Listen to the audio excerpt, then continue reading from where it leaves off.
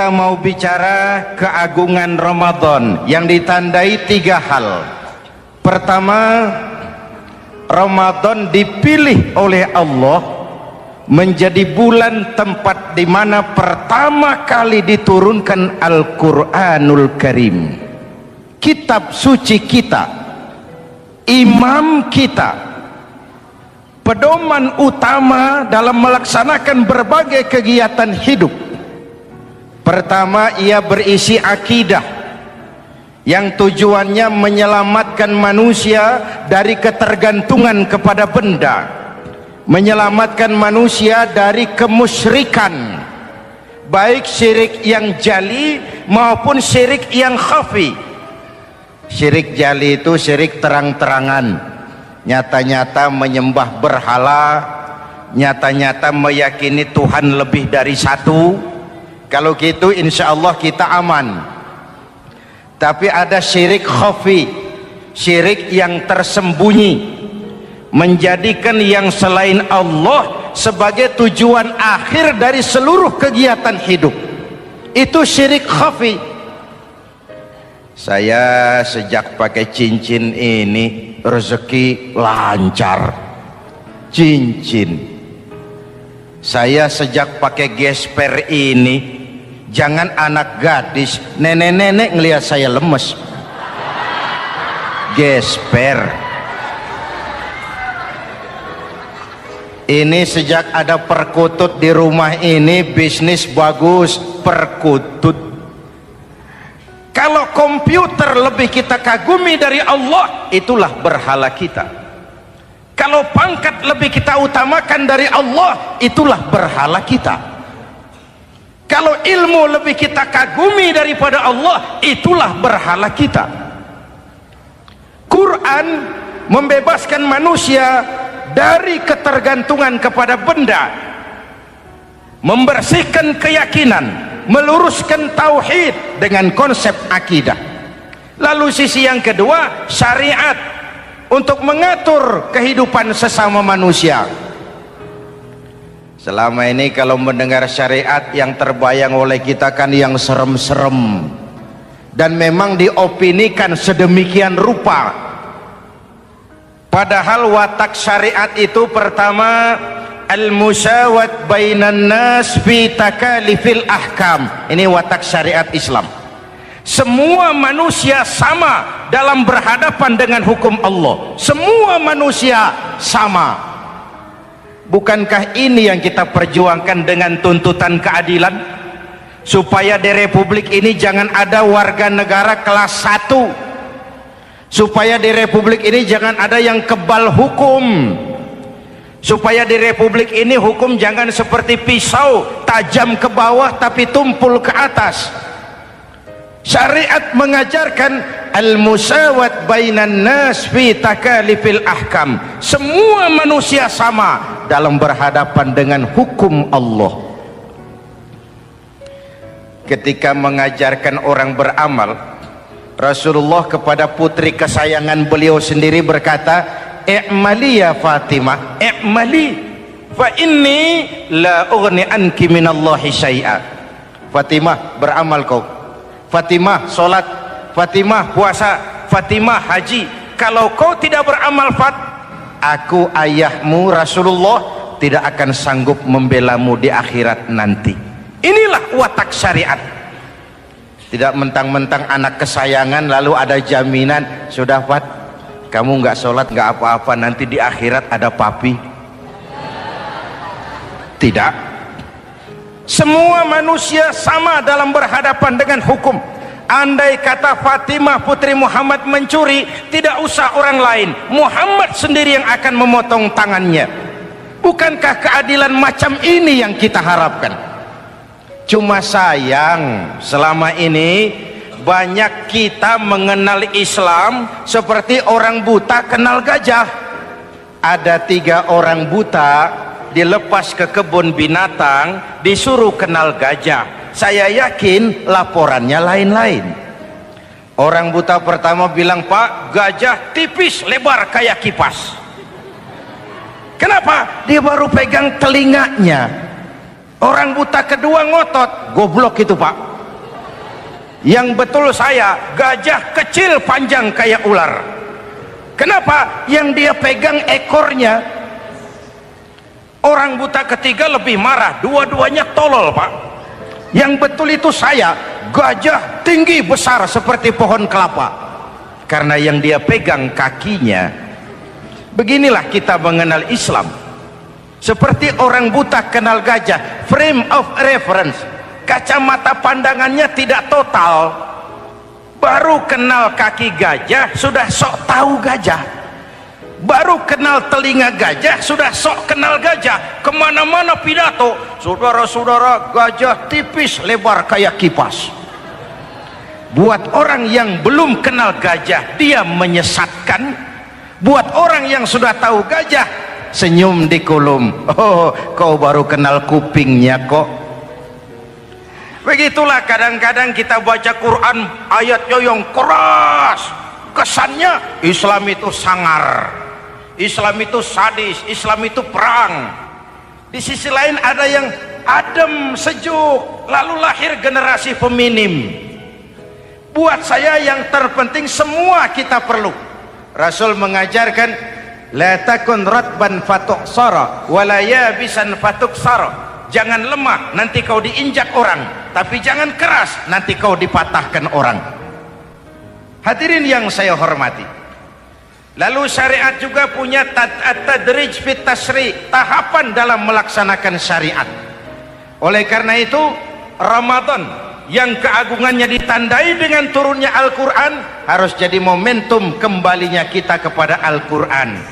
Quran itu imam, kita ini makmum. Saya mau tanya, imam ikut makmum apa makmum ikut imam? Makmum ikut imam apa imam ikut makmum?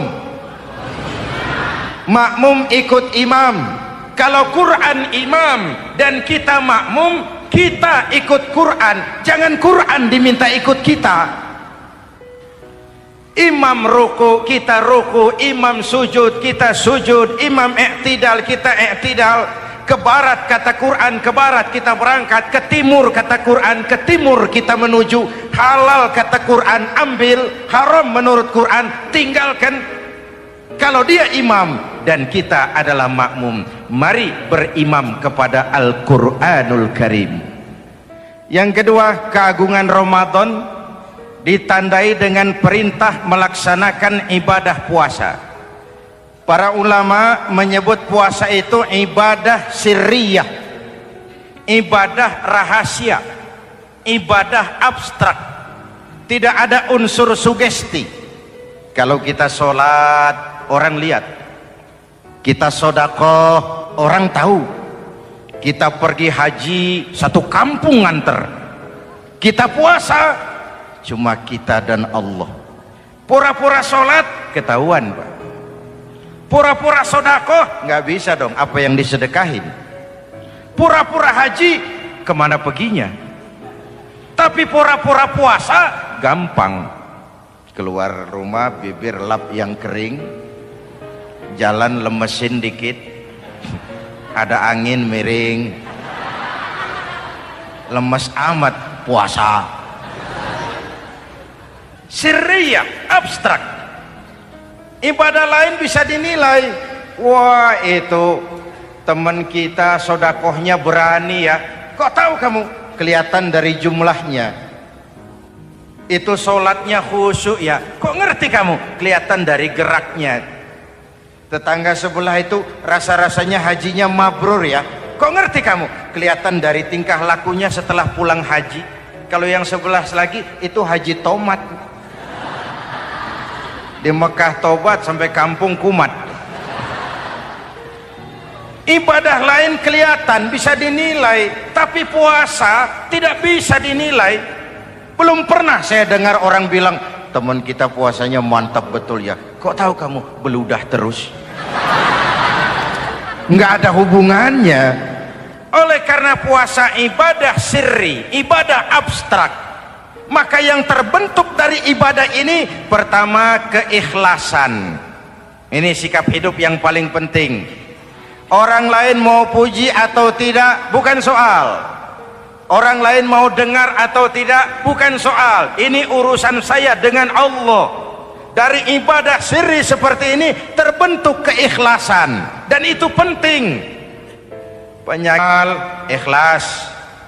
Saya menyantuni yatim bukan karena disorot TV, bukan karena masuk majalah, bukan karena dimuat koran, karena Allah. Berpakaian ikhlas. Saya berpakaian ini karena perintah Allah menutup aurat, bukan karena tuntutan Ramadan. Kalau cuma tuntutan Ramadan, Ramadan saja bagus busana muslim. Selesai Ramadan kembali pusar merajalela. Menerima jabatan ikhlas, ini amanah dari Allah. Jabatan adalah alat untuk mengabdi, bukan cuma alat yang melahirkan kekuasaan dan fasilitas.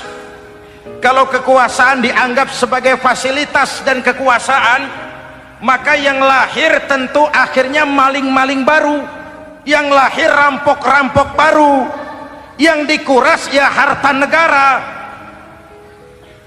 Hadirin yang saya hormati, ikhlas menerima jabatan dengan keyakinan ini amanah Allah, amanah akan dimintakan pertanggungan jawab. Ini alat untuk berbuat baik, ini alat untuk mengabdi. Kalau cuma digambarkan kekuasaan jabatan sebagai kekuasaan dan fasilitas, itu yang lalu banyak melahirkan rampok-rampok baru. Betul? Iya, kalau jabatan kan gajiannya jelas. Menteri gajinya jelas, anggota DPR gajinya jelas, presiden, wakil presiden gajinya jelas. Tetapi ketika fasilitas dan kekuasaan banyak memberikan hasil, jangan heran lalu muncul penjarahan terhadap kekayaan-kekayaan yang justru merupakan milik rakyat. Ikhlas dalam menerima jabatan, ikhlas dalam berbuat, ikhlas dalam beramal. Lalu yang kedua, jujur. Tadi siang saudara sholat zuhur apa tidak? Sholat. Yang sholat? Ya enggak, ya enggak. Sebelum sholat zuhur kan saudara berwudu. Waktu berwudu kan saudara berkemur, memasukkan air ke mulut. Umpama waktu berkemur saudara korupsi, dikit saja airnya saudara minum, jangankan hansip, jangankan satpam, jangankan polisi, teman sebelah pun tidak tahu kalau waktu berkemur kita korupsi. Kenapa kita tidak mau melakukan itu? Ada rasa malu kepada Allah. Alangkah positifnya kalau ini diterjemahkan dalam kehidupan. Sekarang kan kita berpikirnya Allah ditekan. Kamu korupsi ya? Iya, Tuhan kan tahu. Biarin, Tuhan mah tahu, nggak ribut. Nggak ribut katanya. Tapi kalau orang, 3 orang saja tahu, geger kantor. Bayangin, Tuhan aja ditekan, Tuhan diintimidasi, apalagi orang lain. Lahir etika otonom, daya kontrol yang paling ampuh yang muncul dari dalam jiwa kita sendiri.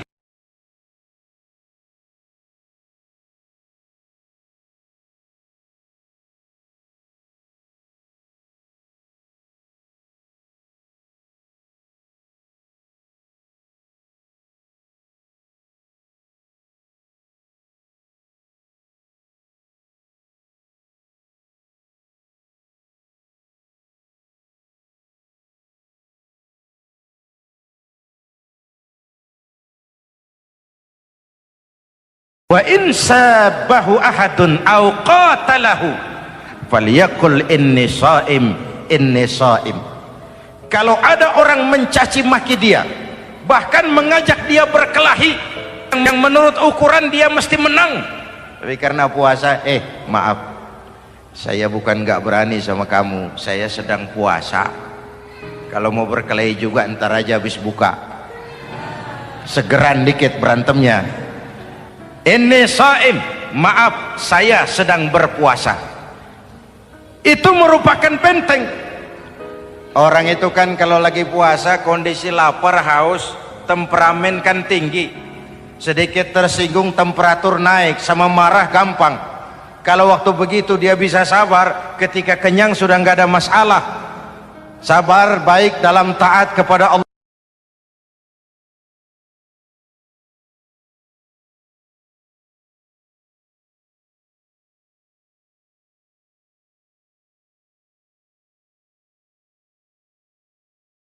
Hadirin, kalau ibadah berpuasa kita baik, kita yang malam ini pasti bukan kita 20 hari yang lalu. Kita yang malam ini, kita yang sudah ditempa oleh penggojologan Ramadan, ditempa oleh kawah candra di mukanya Ramadan, sehingga membias dalam pembentukan pribadi. Setiap ibadah yang dikerjakan dengan benar pasti punya dampak positif dalam meluruskan moral orang yang melaksanakan ibadah itu sendiri. Jangan sampai terjebak kepada rutinitas ritual. Akhirnya seperti yang sering saya ungkapkan, sholat rajin, maksiat tekun, baca Quran mau, fitnah orang hobi, sedekah ya sedekah tapi nyolongnya lebih gede dari sedekahnya. Sedekahnya cuma untuk ngumpetin korupsinya. Akhirnya jadi lipstik, akhirnya jadi dekorasi. Setiap ibadah yang dikerjakan dengan benar punya dampak positif dalam meluruskan moral dan memperbaiki akhlak orang yang melaksanakan ibadah itu sendiri. Begitulah Ramadan, ada pelaksanaan ibadah puasa. Dan untuk puasa Nabi bersabda, lis-shaimi farhatani, farhatun indal iftar wa farhatun inda liqa'i rabbih. Buat orang yang berpuasa ada dua kegembiraan yang tidak dimiliki oleh yang tidak melaksanakan puasa. Dua kegembiraan. Pertama, farhatun indal iftar, kegembiraan menjelang saat-saat berbuka. Hati itu besar, rasa optimisme, padahal bukanya cuma sama tempe, sama tahu, sama ikan asin.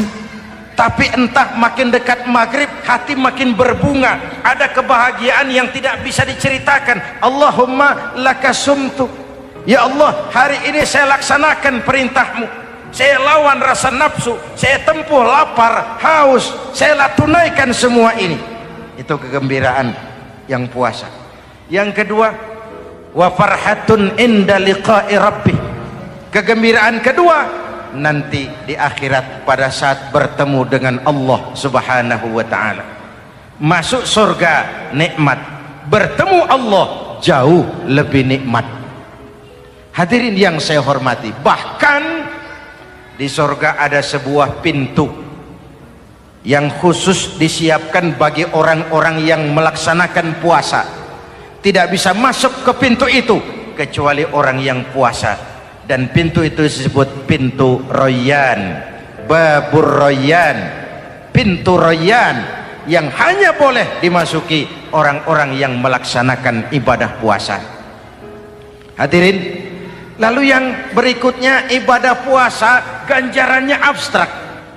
Kalau ibadah lain kita bisa lihat itu, sholat berjamaah pahalanya begini, haji kalau mabrur pahalanya begitu, sodakoh pahalanya begini. Puasa Allah cuma bilang asyamu li wa ana ajzibi, puasa untukku dan aku yang membalasnya. Berapa besar balasan Allah tidak diberitahu. Artinya apa? Kalau saudara kerja, mandor bilang, mas kau kerja sama saya, gajimu sebulan 5 juta, ketahuan sebulan 5 juta, kita kan bisa kong kalingkong, ada mandor rajin, tidak ada mandor kendor, pokoknya jatah 5 juta. Tapi kalau mandor cuma bilang, mas kau kerja sama aku, soal gajimu nanti aku yang atur, berapa besarnya nggak dikasih tahu. Aturan seperti ini harusnya membuat kita kerja lebih hati-hati. Sebab apa?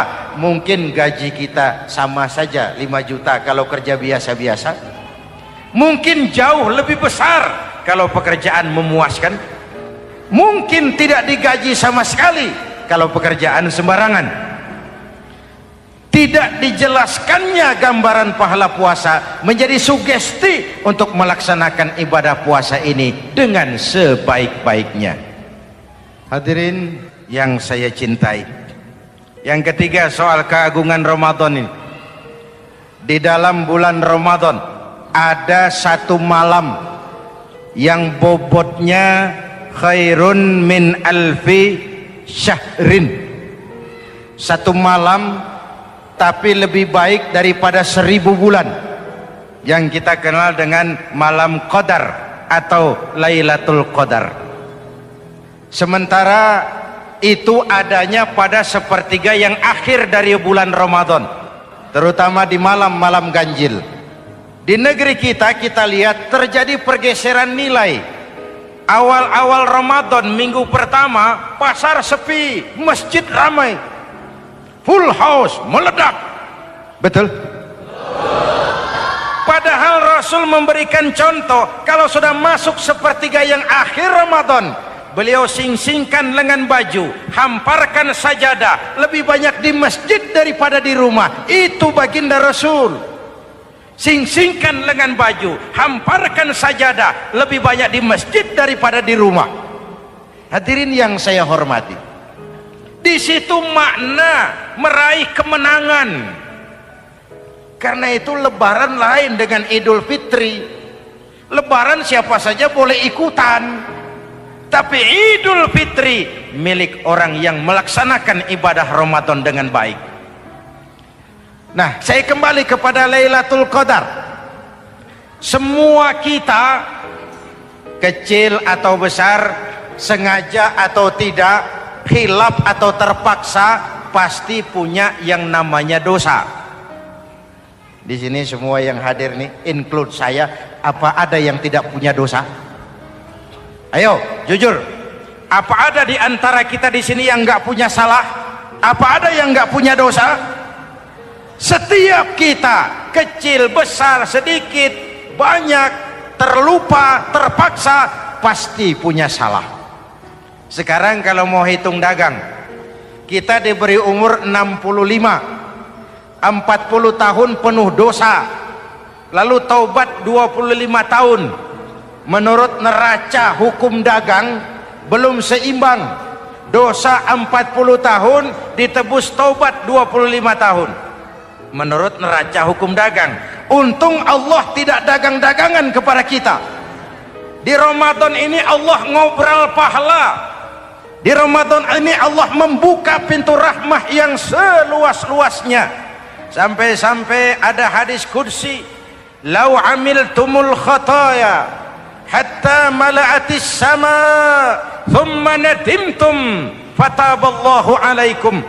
Kalaupun kamu berbuat dosa, penuh langit dengan dosamu, kemudian kamu menyesal dan bertaubat, Allah pasti akan menerima taubatmu.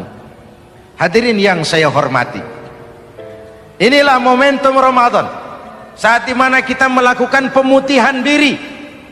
Masih ingat cerita dalam kitab Durratun Nasihin? Saya ulang lagi cerita ini untuk sugesti. Ada buajingan tengik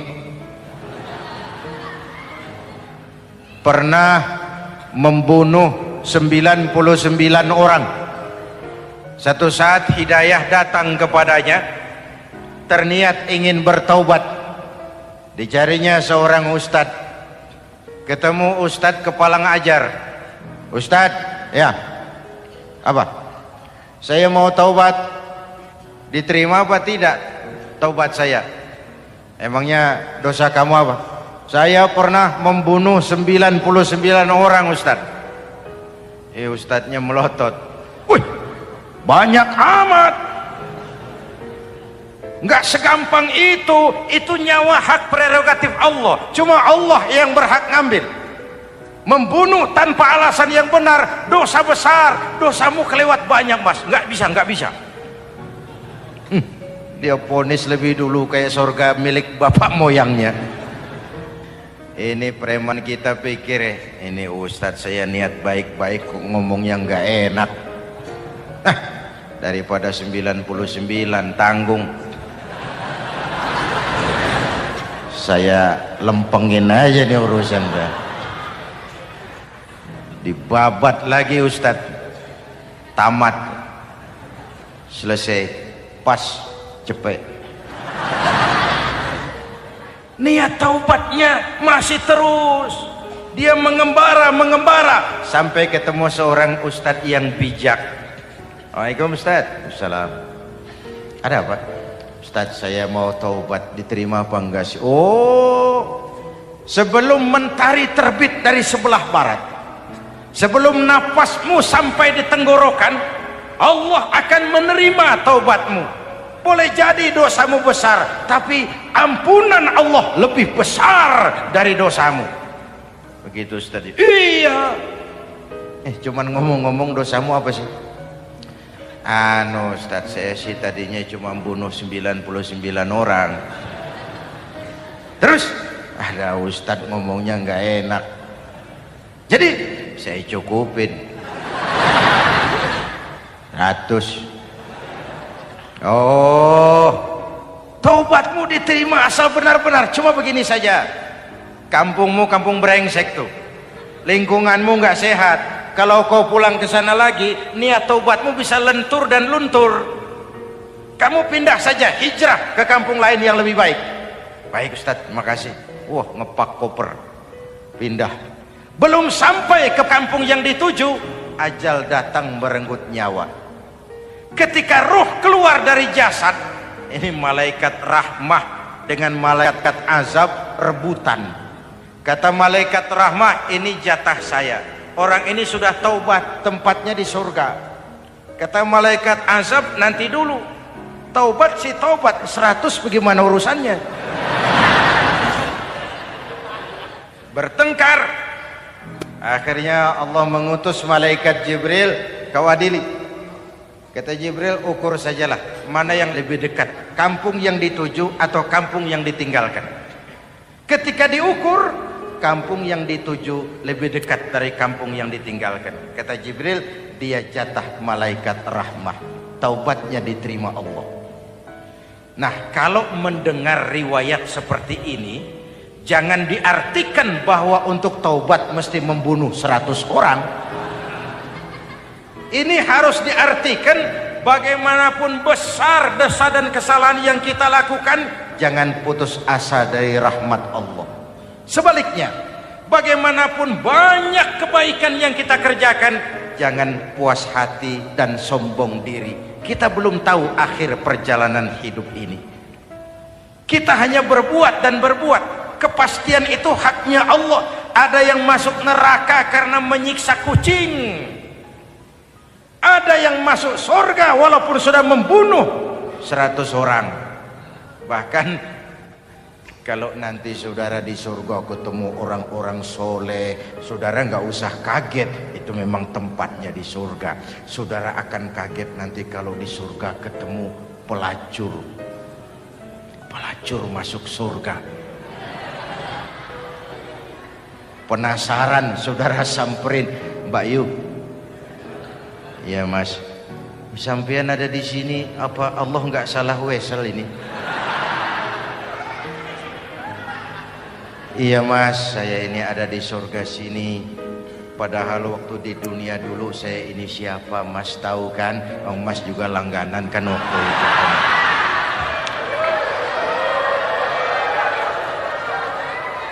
Tapi terus terang saja Mas, waktu di dunia itu saya terpaksa betul. Sejak lahir saya sudah yatim piatu. Sejak kecil sudah yatim piatu. Ada tetangga saya muslim sedikit kaya, tapi pelitnya 17 setan. Akhirnya demi tuntutan perut saya merantau ke kota besar.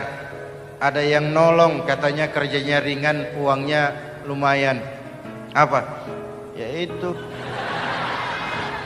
Demi sesuap nasi saya lakoni. Satu malam saya lagi berangkat dagang, lewat masjid Baitul Ihsan, ada ceramah. Saya dengar dari jauh, Ustadznya pidato, katanya Allah berpesan, "Lau amiltumul khataya hatta mala'atis sama, thumma nadimtum, fataballahu alaikum." Kalaupun kamu berbuat dosa, penuh langit dengan dosamu, lalu kau menyesal dan bertaubat, Allah pasti akan menerima taubatmu. Mendengar hadis itu, Mas, berlinang air mata saya. Terbayang dosa-dosa yang pernah saya lakukan. Terbayang orang-orang yang pernah menanamkan modal asing.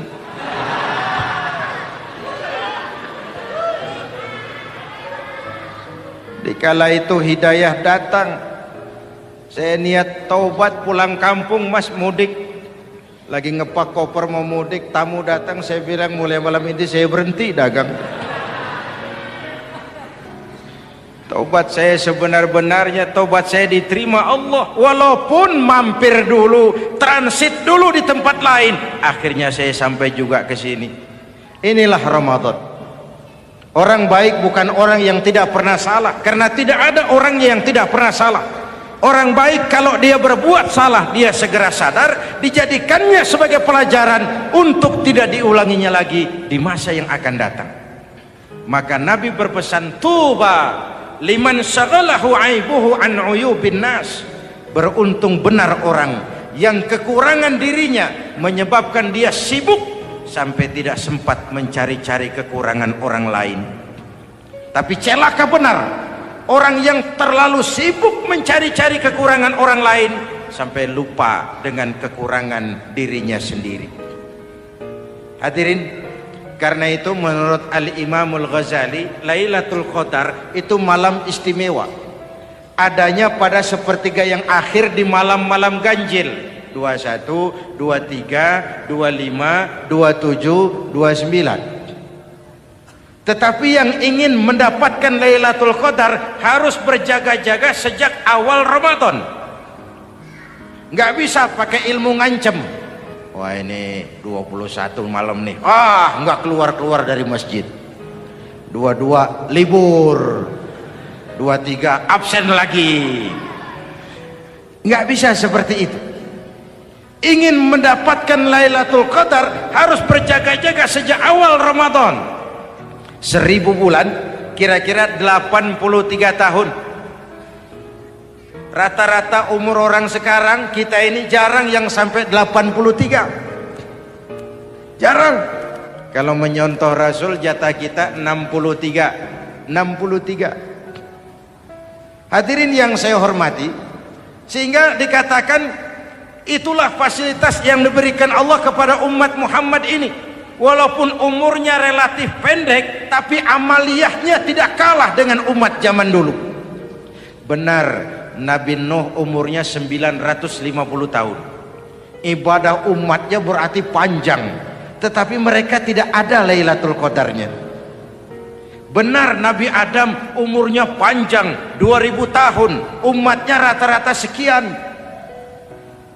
tetapi tidak ada nilai tambah yang diberikan Allah kepada mereka. Kita umat Muhammad ini umur relatif pendek. Kalau nyontoh Nabi 63 tahun, betul. Tapi bayangkan, ada Lailatul Qadar yang nilainya khairun min alfi syahrin, lebih baik daripada 1000 bulan, dan 1000 bulan 83 tahun. Kalau 10 tahun berturut-turut memanfaatkan Lailatul Qadar, maka artinya umur kita sudah sama dengan umur umat Nabi Nuh alaihi salam. Kualitas ibadahnya yang saya maksud. Tugas kita memanfaatkan peluang-peluang seperti ini dan mengisinya dengan berbagai kegiatan-kegiatan ibadah. Mumpung Allah menyediakan itu buat kita bersama. Tahun depan nggak ada jaminan kita ketemu Ramadan lagi. Karena itu mumpung senyampang ini diberikan kesempatan memasuki minggu-minggu 10 yang terakhir dari Ramadan, sing-singkan lengan baju, hamparkan sajadah, dan berusaha lebih banyak di masjid daripada di rumah. Hadirin yang saya hormati, dari pembicaraan singkat yang saya sampaikan, Ramadan menjadi agung oleh karena 3 hal. Pertama, ia dipilih menjadi bulan tempat di mana pertama kali diturunkan ayat-ayat suci Al-Quran. Karenanya Ramadan disebut juga sebagai Syahrul Quran, bulan Al-Quran. Karenanya Ramadan juga kita lebih intens memasuki kehidupan Al-Quran sebagai makmum dan kita sebagai imam. Jika Quran adalah imam dan kita adalah makmum, maka konsekuensinya makmum harus ikut imam, bukan imam yang ikut makmum. Yang kedua, keagungan Ramadan ditandai dengan pelaksanaan ibadah puasa. Setiap ibadah yang dikerjakan dengan benar pasti punya dampak dalam memperbaiki moral, meluruskan akhlak orang yang melaksanakan ibadah itu sendiri. Maka bulan suci Ramadan menjadilah kawah candra di muka, menjadi bulan training, bulan latihan. Saya sering ibaratkan, Mike Tyson masuk latihan, keluar latihan, tinjunya makin hebat. Hewitt masuk latihan, keluar latihan, tenisnya makin canggih. Zinedine Zidane masuk latihan, keluar latihan, sepak bolanya makin hebat. Kalau latihan tiap hari, main kalah terus, orang kan ngomong, buat apa latihan? Kita sebulan penuh latihan supaya bulan-bulan sesudah Ramadan nanti kita jangan sampai kalah dalam permainan hidup ini. Hidup ini kan permainan. Ada yang sekarang ini main sebagai pedagang, main sebagai pejabat, main sebagai pengusaha, main sebagai seniman. Hidup ini permainan. Wa mal hadhil hayatud dunya illa lahwun wa la'ib. Ini cuma permainan. Senarionya sudah ditetapkan oleh sang sutradara Allah Azza wa Jalla. Ini permainan saja. Maka bermainlah sesuai dengan aturan main, karena hidup memang permainan. Tapi jangan main-main. Walaupun ini permainan, bermainlah dengan benar. Jangan main-main. Kalau main-main, kalah. Sepak bola permainan, main-main kalah. Bulu tangkis permainan, main-main kalah. Hidup ini permainan, main dengan benar, main sesuai dengan aturan main, main-main kalah. Hadirin yang saya hormati, karena itu 1 bulan untuk menghadapi 11 bulan sesudahnya. Yang ketiga, ditandai keagungan Ramadan dengan ada nuzulul Quran. Diberikan Allah kepada siapa saja yang dikehendakinya. Semoga ibadah yang sudah kita kerjakan kiranya diterima Allah. Yang masih akan kita kerjakan diberikan kita kekuatan zahir dan batin. 7 macam perkara yang merusak akidah dan keimanan, merusak amal perbuatan yang sudah kita kerjakan, merusak sendi-sendi kehidupan sosial, pendek kata merusak segala hal di dalam kehidupan kita. Jauhilah olehmu 7 macam perkara yang merusak. Yang pertama, asyirku billah, menyekutukan Allah Subhanahu wa ta'ala. Agama dimulai dari keyakinan, maka kehancuran agama selalu dimulai dari kehancuran keyakinan, iman atau akidah yang dimiliki oleh seseorang. Dan untuk menghancurkan nilai-nilai iman yang kita miliki ini, orang rasanya tidak akan menghantam kita dengan peluru kendali. Orang tidak akan mengirimkan nuklir ke sini. Orang tidak juga akan mengirimkan satuan militernya ke sini. Untuk menghancurkan nilai-nilai iman, dibanjiri kita dengan paham-paham yang merusak dan mendangkalkan akidah. baik ia bernama materialisme, baik ia bernama sekularisme, baik ia bernama banjirnya maksiat dan munkarat, baik ia bernama banjirnya peradaban dan kebudayaan yang menghancurkan moral daripada anak-anak kita, sedikit demi sedikit melenturkan dan melunturkan nilai-nilai keimanan kita, untuk kemudian pada waktunya nilai iman itu akan bertukar dan berganti menjadi nilai syirik kepada Allah Subhanahu wa ta'ala. Atau pada sisi lain, menjadikan yang selain Allah sebagai tujuan akhir daripada kehidupan kita. Sedangkan kita sama-sama maklum bahwa di dalam pandangan agama Islam, dosa yang tidak berampun, dosa yang terbesar, termasuk dalam kategori bapak moyangnya dosa, tidak lain adalah syirik, yakni menyekutukan Allah Subhanahu wa ta'ala. Pola penghancuran iman ini memang berstrategi.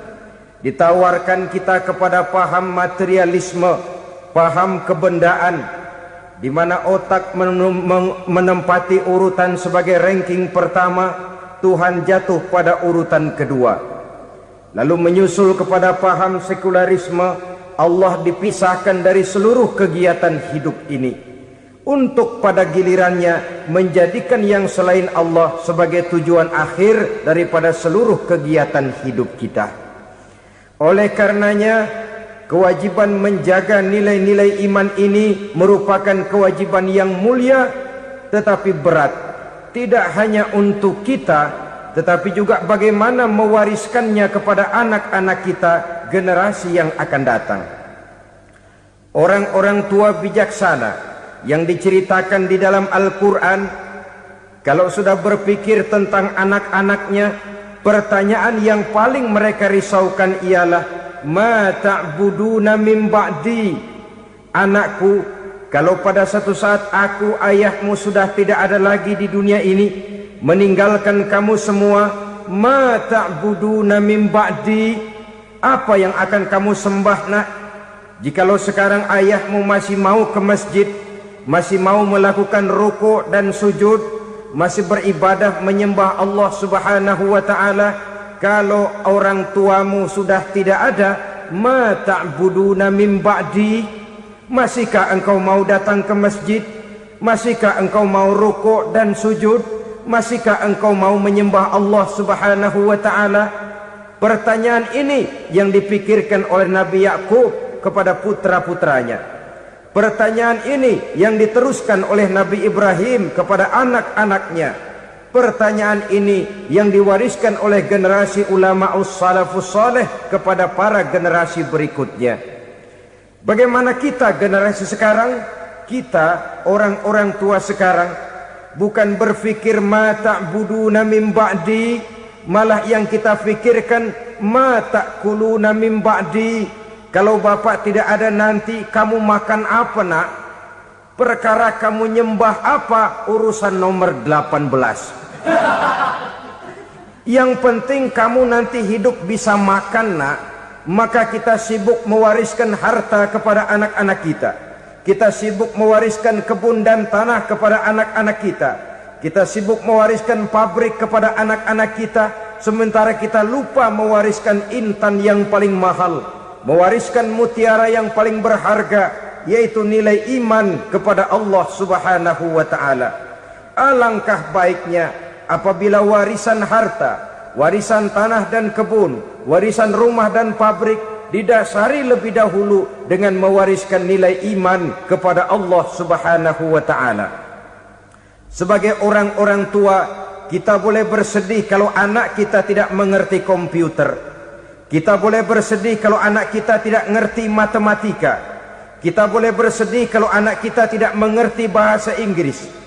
Tapi sewajarnya lebih bersedihlah kita orang tua jikalau mempunyai anak yang tidak kenal Allah sebagai Tuhannya, yang kemudian tidak mau rukuk dan sujud kepada Allah Tuhannya. Itulah kemalangan yang paling malang bila kita meninggalkan generasi yang tidak bertauhid kepada Allah Subhanahu wa ta'ala. Betapapun anak kita tidak ngerti komputer, saudara, paling-paling kerugiannya cuma kerugian dunia. Masuk dia ke alam barzakh, munkar nakir tidak akan sempat tanya kau belajar komputer apa tidak. Kumpul dia di padang mahsyar, malaikat juga tidak akan tanya matematikamu nilainya berapa. Yang ditanya, kau kenal Allah, kau rukuk dan sujud kepadanya, kau pernah datang ke masjid. Oleh karena itu, sekali lagi, menjaga nilai iman tidak hanya untuk kita, tetapi juga mewariskannya kepada anak-anak kita, generasi yang akan datang. Sungguh kemalangan yang paling besar apabila kita meninggalkan anak-anak kita. Mereka kita tinggalkan lemah ekonominya, itu tidak baik. Mereka kita tinggalkan lemah otaknya, itu pun akan membuat mereka tertinggal oleh yang lain. Tapi yang paling celaka, jikalau kita tinggalkan mereka dalam kondisi lemah imannya, rapuh akidahnya, tidak baik dan tidak betul keyakinan hidupnya. Oleh karena itu, Nabi berpesan, jauhilah 7 perkara yang merusak. Yang pertama, syirik kepada Allah Subhanahu wa ta'ala. Menyekutukan Allah baik dalam ucapan, dalam keyakinan, ataupun dalam perbuatan. Ini perkara pertama yang termasuk 7 perusak besar di dalam kehidupan. Kalau sudah jatuh kita ke lembah syirik, bagaimanapun banyak kebaikan yang kita kerjakan, berjiwa sosial, bertangan pemurah, gemar menolong orang lain, kalau memang dasarnya syirik, maka seluruh kebaikan kita akan hancur, tidak akan ada nilainya dalam pandangan Allah Subhanahu wa ta'ala. Dalam pandangan manusia, mungkin kita dicatat sebagai orang sosial, gemar menolong orang lain, tidak berpangku tangan melihat orang yang mendapat kesulitan.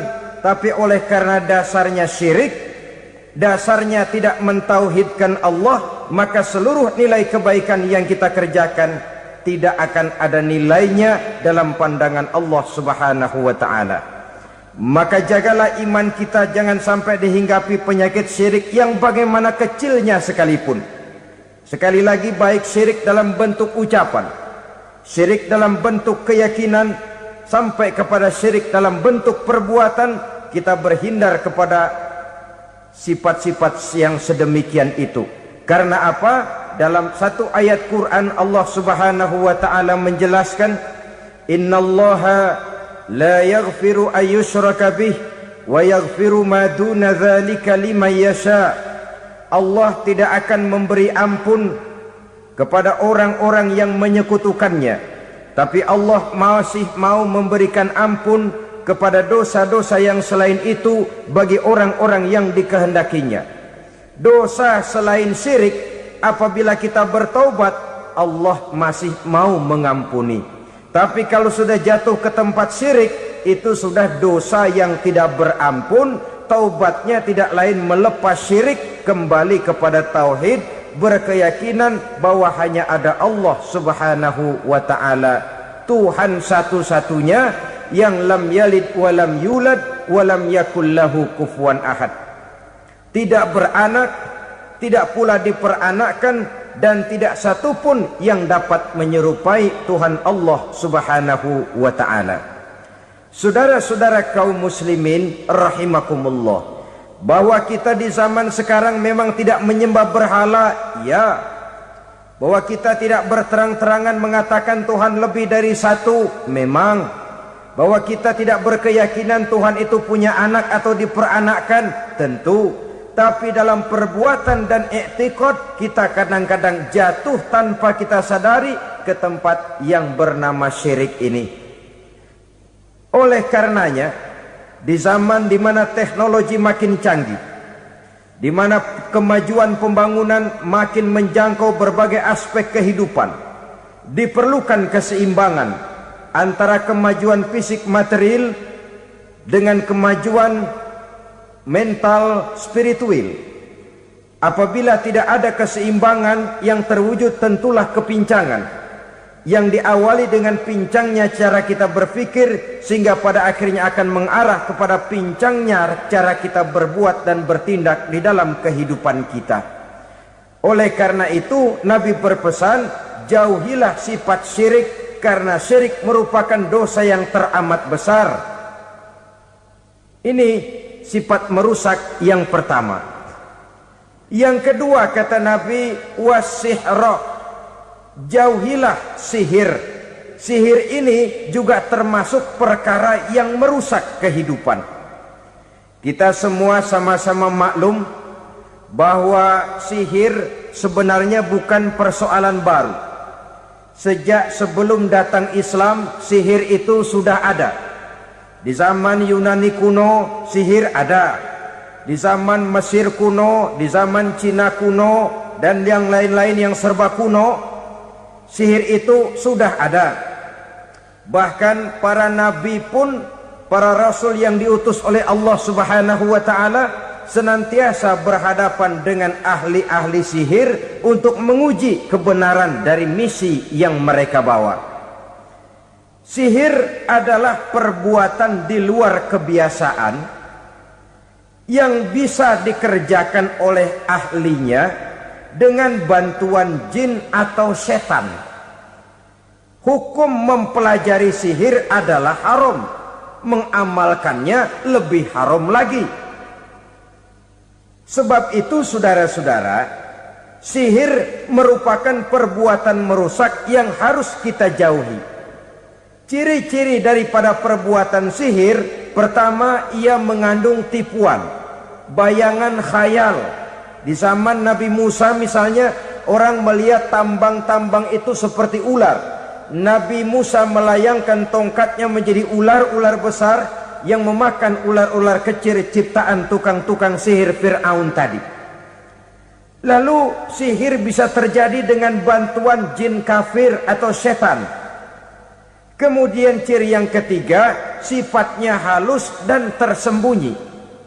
Taruh kata ada seorang ahli sihir yang mempergunakan ayat-ayat Quran sebagai jompa-jampe, sebagai baca-bacaan, itu cuma sekedar kedok. Tujuannya tidak lain menjadikan agama sebagai ketok untuk membenarkan cara yang dimurkai oleh Allah Subhanahu wa ta'ala. Satu hadis yang diriwayatkan oleh Imam Bazar dan Tabrani, Nabi berpesan, "Laisa minna man tatayyara lahu au takahhana au tukuhhina lahu au sahira lahu." Tidak termasuk ke dalam golonganku, kata Nabi. Tidak termasuk umatku. Siapa mereka? Man tatayyara lahu, orang yang bertatoyur. Apa tatoyur itu? Dari kalimat toyaro, artinya terbang. Toir biasa diartikan dengan burung. Tatoyaro percaya kepada suara-suara burung. Man tatoyaro lahu, mempercayai, meyakini dengan benar-benar kepada suara beburungan. Kan suka ada itu, nah bunyi burung tuh, maling liwat. Maling liwat. Burung bunyi, maling liwat. Itu termasuk tatoyaro lahu, percaya kepada suara burung. Kan aneh kalau suara orang nggak dipercaya, suara burung malah dipercaya. Ada ustadz ceramah, kiai ngaji, nggak mau didengerin, burung dengerin bener. Nah, suaranya dari sebelah mana? Belah kulon. Nah, itu tandanya ano. Habis dihitung-hitung. Itu termasuk tatoyaro lahu. Au takahana, atau bertenung, au tukuhina, atau minta ditenungkan. Au sahiro lahu, atau melakukan perbuatan sihir, atau minta disihirkan. Laisa minna, tidak termasuk ke dalam golonganku, kata Nabi. Sehingga dengan demikian saudara-saudara, menghadapi sihir dengan sihir sekalipun termasuk perbuatan yang tidak diajarkan oleh agama. Kita kan mempelajari sihir untuk jaga diri, tidak apa-apa. Yang dilarang mengamalkannya, dilarang juga mempelajarinya. Sebab orang kalau sudah mengetahui, biasanya lalu terangsang untuk mencoba. Kalau percobaannya berhasil, biasanya terangsang untuk coba lagi dan coba lagi. Pada akhirnya ketagihan, lalu beralih menjadi profesi, apalagi itu nanti bisa mendatangkan hasil uang.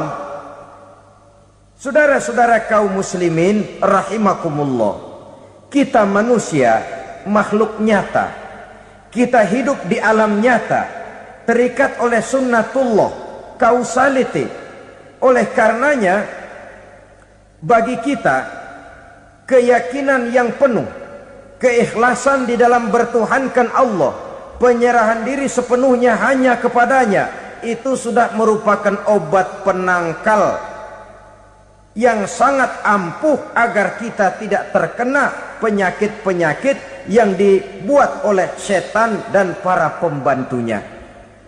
Sehingga beberapa ayat Quran mengajarkan, misalnya a'udzu bikalimatillahi tammati min syarri ma khalaq, atau bismillazi la yadurru ma'asmihi syai'un fil ardi wala fis sama, dengan menyebut nama Allah yang tidak bisa mendatangkan bahaya sedikit pun, dari baik yang datang dari langit maupun yang datang dari bumi.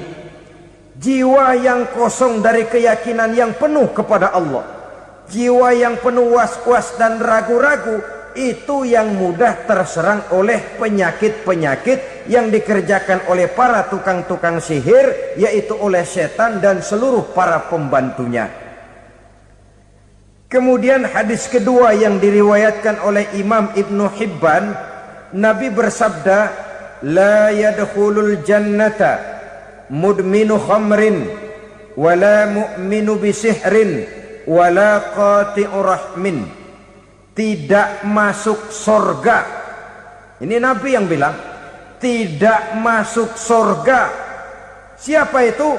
Pertama, mudminu khamrin, orang yang berkekalan dalam mabuk.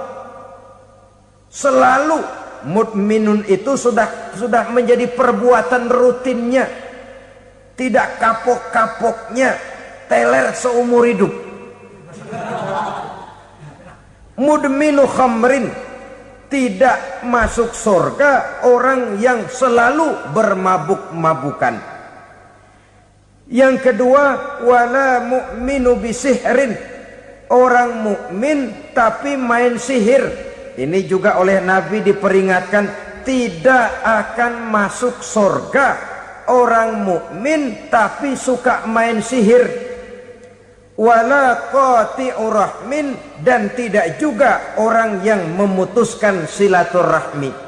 Tiga macam manusia yang diperingatkan Nabi tidak akan masuk surga: orang yang selalu mabuk, orang mukmin yang main sihir, dan orang yang memutuskan silaturahmi. Saudara-saudara kaum muslimin rahimakumullah. Lalu orang berkata, kenapa dilarang kita bersihir? Padahal Rasul sendiri kan punya mukjizat. Nah, kita memang harus membedakan antara mukjizat dengan sihir. Dalam kehidupan agama kita kenal ada yang namanya mukjizat, ada yang namanya karomah atau keramat biasa diucapkan, ada yang namanya maunah, ada yang namanya irhas, ada juga yang namanya sihir. Kesemuanya ini berbeda, saudara-saudara. Yang dinamakan mukjizat itu khusus untuk para rasul saja. Satu kejadian luar biasa yang terjadi dilakukan oleh rasul atas izin dari Allah Subhanahu wa taala. Perbedaannya dengan sihir jelas. Sihir dari setan, mukjizat dari Allah. Sihir bisa dipelajari, mukjizat tidak. Sihir umumnya untuk maksud-maksud yang tidak baik, sedangkan mukjizat untuk memperkuat kebenaran yang disampaikan oleh para rasul dan ditentang oleh umatnya. Bahkan kafir Quraisy dahulu menganggap orang-orang ahli sihir itu berada dalam satu posisi yang hina, sehingga mereka mengatakan dan menuduh Nabi Muhammad sebagai tukang sihir. Tuduhan sebagai tukang sihir adalah tuduhan yang sangat aib dan hina. Di tengah masyarakat kufar jahiliyah, kedudukan tukang sihir dipandang sebagai kedudukan yang hina, sehingga mereka mengejek Nabi dengan sebutan tukang sihir. Jadi mukjizat hanya untuk Rasul saja. Kemudian karomah. Karomah ini asal kata dari karoma, kehormatan, kemuliaan yang diberikan Allah kepada hamba-hambanya yang rajin mendekatkan diri kepadanya. Oleh karena ketekunannya melaksanakan ibadah, Allah memberikan keistimewaan kepada orang itu, yang dengan keistimewaannya dia bisa mengerjakan yang tidak bisa dikerjakan oleh orang lain. Karomah hanya bisa dicapai dengan prestasi ibadah. Kalau sihir, mau ibadah apa enggak, asal dia belajar, bersatu dan berteman dengan setan, memenuhi persyaratan-persyaratan setan, biasanya lalu bisa. Sedangkan karomah tidak mungkin terwujud tanpa orang mendekatkan diri sedekat-dekatnya kepada Allah Subhanahu wa ta'ala. Maka kita lihat biasanya orang-orang yang punya ilmu sihir, mukanya rata-rata nggak enak dilihat. Kumuh, jauh dari air wudhu, jauh dari sujud kepada Allah, malah berteman dengan setan, menjadi pelayan-pelayannya setan. Saudara-saudara, adapun maunah, keistimewaan yang diberikan Allah kepada hamba-hambanya yang belum sampai kepada tingkat wali, tapi orang itu lebih banyak kebaikannya daripada kesalahannya. Umpamanya, saudara jalan bertiga di pinggir jalan, saudara ada pada posisi di tengah, lalu bertiga ini ketabrak mobil. Menurut perhitungan saudara mati lebih dahulu, tapi terjadi hal yang aneh, dua teman saudara mati, saudara malah cuma luka dan lecet sedikit saja. Apa itu? Kalau kita lebih banyak kebaikannya daripada kesalahannya, itu yang dinamakan maunah, pertolongan yang diberikan Allah kepada hamba-hambanya yang lebih banyak kebaikannya daripada kesalahannya. Sedangkan yang dinamakan irhas, kejadian luar biasa pada diri seseorang pada waktu dia masih kecil, yang menunjukkan tanda-tanda keistimewaannya. Itu umumnya pada para nabi pada usia kecilnya sudah ada irhas, tanda-tanda istimewa. Jelas baik mukjizat, karomah, maunah maupun irhas berbeda dengan sihir. Sihir ini jelas saja merupakan bantuan dan persekutuan antara manusia dengan setan. Padahal setan, kata Allah dalam Al-Quran, innahu lakum aduwwum mubin, sesungguhnya setan bagi kamu adalah musuh yang sangat jelas. Saudara-saudara kaum muslimin rahimakumullah, di zaman sekarang dalam menghadapi beban kehidupan yang makin pelik, menghadapi stres yang tidak kunjung selesai, menghadapi persoalan-persoalan yang teramat berat, orang sering mencari jalan keluar kepada hal-hal yang menurut pendapatnya bisa meringankan beban moralnya itu. Pergilah dia mencari sesuatu yang dapat meringankan bebannya. Dan tidak jarang yang jatuh ke pangkuan tukang-tukang tenung, ke pangkuan tukang-tukang sihir, yang mereka itu oleh Quran dijelaskan kazabal munajjimun walau sodaku. Tukang-tukang tenung, tukang-tukang sihir, mereka itu bohong walaupun benar. Maksudnya bohong walaupun benar, artinya kalau yang mereka kerjakan benar, itu sih kebenaran. Benar dengan kebenaran itu lain. Kebenaran, kebetulan bisa, tapi tidak untuk selalu. Apalagi kalau itu sudah membahayakan kehidupan orang lain. Jadi oleh karena itu Nabi berpesan, jauhilah daripada